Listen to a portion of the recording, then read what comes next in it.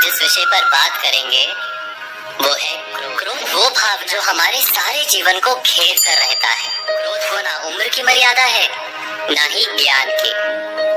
कब, कहां और किस कारण से क्रोध पैदा हो जाए वो कोई नहीं जानता।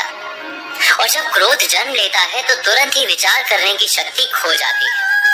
बुद्धि पर अंधकार छा जाता है, पल भर में टूट जाते हैं। सारा जीवन किसार में जाकर देखिए, अधिकतर अपराधी क्षण भर के क्रोध देंगे, पर फिर भी हम क्रोध नहीं लगा पाते। बार बार हम क्रोध ना करने का प्रण तो लेते हैं, पर बार बार हमसे क्रोध हो जाता है।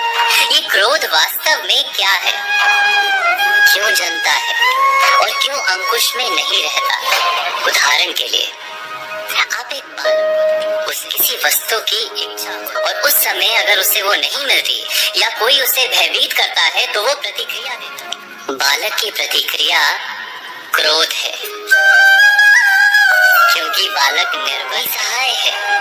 बालक अपनों से बड़ों को अपने वजूद का एहसास, अपने अस्तित्व की प्रतीति करवाने का प्रयास करता है क्रोध के माध्यम। बड़े होने पर भी हम क्या ऐसा ही नहीं करते? क्या क्रोध हमारे भीतर बैठे बालक का प्रतिभाव नहीं?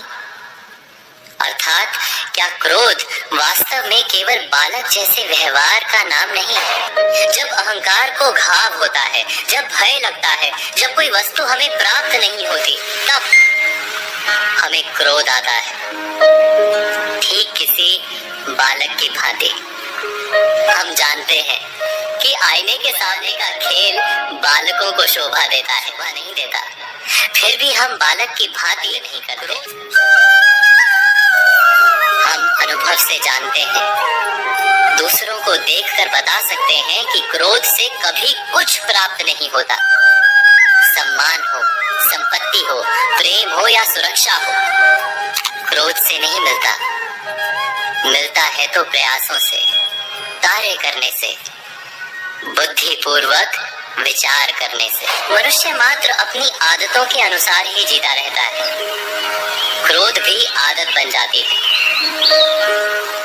हमारे चाहते हुए भी हम अपने प्रतिभावों को रोक नहीं पाते।